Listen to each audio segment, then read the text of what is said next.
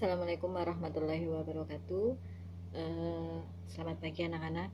Bagaimana kabarnya hari ini? Ya, untuk materi tentang teknik pembuatan sediaan obat ini masih lanjutan dari dasar-dasar kefarmasian yang kemarin kelas 10 ya. Jadi nanti kalau materi Unguenta ini sudah selesai, nanti akan sudah mulai pisah yang farmasi industri untuk TPSO sendiri, kemudian yang FKK juga masih untuk melanjutkan yang ilmu resepnya. Pengampunya masih sama-sama dengan saya, jadi yang FI TPSO juga dengan saya, yang FKK sebetulnya gabungan dengan pelajarannya Bu Yani yang pelayanan farmasi, cuma yang pelayanan farmasi administrasi itu Bu Yani, yang TPSO dengan saya. Yes, hari ini saya akan membahas tentang tugas jurnal yang kemarin sudah saya terbitkan. Saya harap kalian sudah selesai, jadi sekarang disimak, dibuka jurnalnya ya. Kemudian kita akan bahas satu persatu ya. Kalian menuliskannya di jurnal itu sudah dalam bentuk resep yang lengkap ya. Ada kopnya, ada tanggalnya bebas mau ditulis kapan, tapi nanti tanggal etiketnya nanti jika minggu depan kita praktek ya berarti tanggalnya minggu depan. Setelah kalian sudah menuliskan di resep yang lengkap ya, kemudian seperti biasa di bawahnya kelengkapan resepnya. Kelengkapan resepnya itu apa, kurangnya apa, misal kurang pernah dokter ya, maka itu masuknya kemana, inskripsio, subskripsio, preskripsio atau apa, silakan tuliskan. Kemudian untuk bahasa Latin mulai dari kelas 11 bahasa Latin tidak perlu ditulis karena saya anggap kalian sudah bisa ya. Jadi mulai dari kelengkapan resep kemudian langsung ke monografinya saja.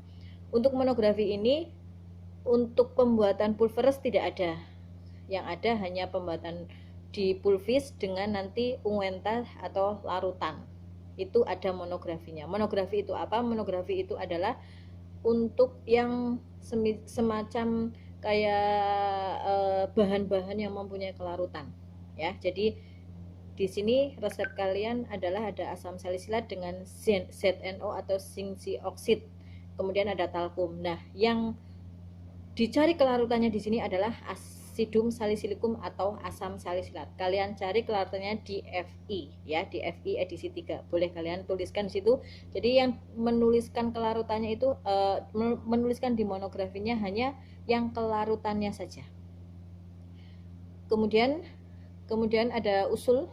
Setelah monografi ada usul. Nah, usulnya ini karena asam salisilat larut dalam beberapa bagian etanol semisal, maka asidum salisilicum usulnya meminta penambahan etanol 95% secukupnya sampai larut ya.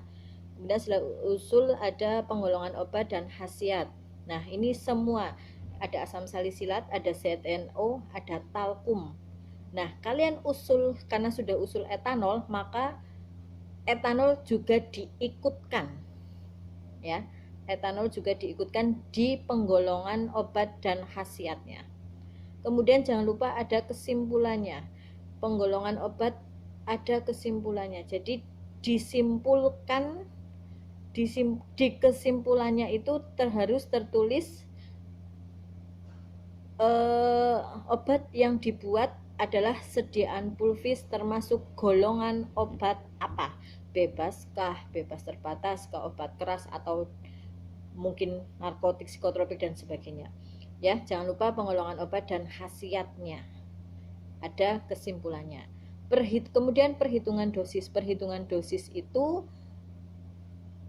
karena ini pulvis dan untuk obat luar, maka tidak ada perhitungan dosis ya. Seperti biasa kalau tidak ada perhitungan dosis maka ditulis tidak ada perhitungan dosis atau di strip ya. Setelah perhitungan dosis kita masuk ke penimbangan. Di situ tertulis asidum salisilicum 0,3 gram ya. Maka kalau misalnya kalian mau menjadikan gramnya itu menjadi miligram, maka 0,3 sama dengan 300 miligram ya. 300 miligram itu nanti ditimbang memakai timbangan yang miligram yang kecil ya, kalau kalian sebutkan yang kecil. Kemudian ZNO, zinc oxide. Zinc oxide ini memakai diayak ya. Zinc oxide itu harus diayak, nanti diayak dengan menggunakan B100. Jadi diayak dulu ya, kalian ambil zinc oxide-nya, dimasukkan ke dalam pengayak, diayak dulu baru ditimbang sebanyak 1 gram. Bukan ditimbang dulu baru diayak, tapi diayak dulu baru ditimbang ya. Kemudian talkum juga, talkum itu nanti kalian ambil yang sudah diayak. Jadi di lab itu ada talkum yang sudah diayak dengan ayakan B120 ya, itu yang kalian ambil, berarti itu yang sudah diayak. Kalau kalian mengambil talkum itu talkum tok, berarti itu belum diayak dan kalian harus mengayak lagi. Jadi ambil yang etiketnya berbunyi talkum yang sudah diayak dengan ayakan B120. Kalian timbang, di situ ada at sampai 20 gram. Jadi satu wadah itu 20 gram, sudah ada asam salisilatnya 0,3, kemudian ZNO-nya 1 gram, berarti 20 gram dikurangi 1 dikurangi 0,3 sama dengan 18,7, itu yang kalian timbang. Ya, terus etanol juga jangan lupa ditulis, etanol 95%, QS, kuantum statis secukupnya.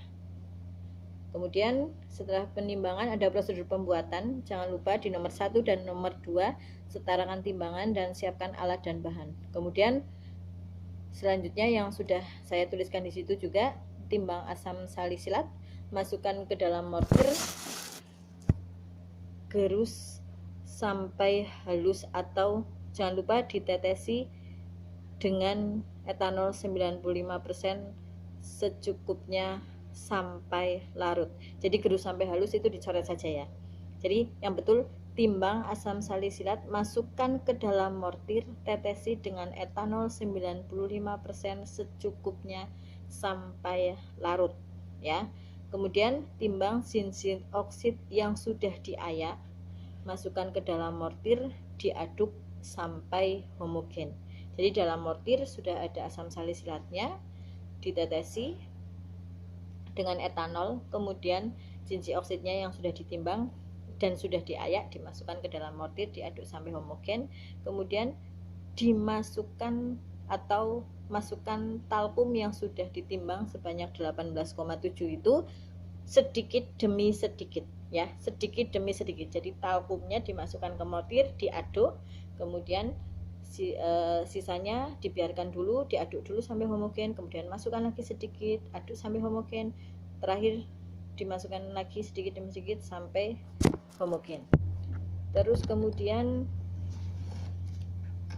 sudah bercampur semua, sudah homogen, kemudian diayak.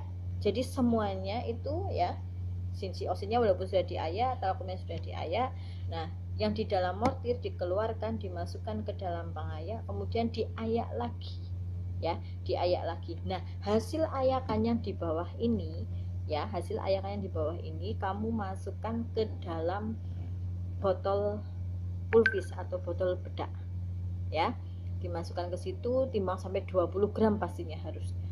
Kemudian diberi etiket biru ya, untuk jangan lupa etiketnya jangan sampai keliru, bukan etiket putih tetapi etiket biru karena ini untuk obat luar ya. Jadi beri etiket biru, jangan lupa dikasih nomor resepnya, kemudian tanggal pembuatannya, nama pasiennya, terus kemudian tertulis untuk obat luar ya. Kemudian karena ini untuk obat luar harus ada expirednya. Expired ditentukan dari bahan-bahan yang di atas itu, asam salisilat, ZNO, talkum yang mendekati hari ini ya, yang mendekati hari ini. Kemudian paraf jangan lupa. Oke, terima kasih. Sementara itu dulu. Nanti jika ada pertanyaan boleh via WA ya, atau nanti di komentar materi. Intinya kalau yang belum paham silakan ditanyakan. Jadi minggu depan kita langsung praktikum dan saya harapkan jurnalnya sudah benar. Terima kasih. Wassalamualaikum warahmatullahi wabarakatuh.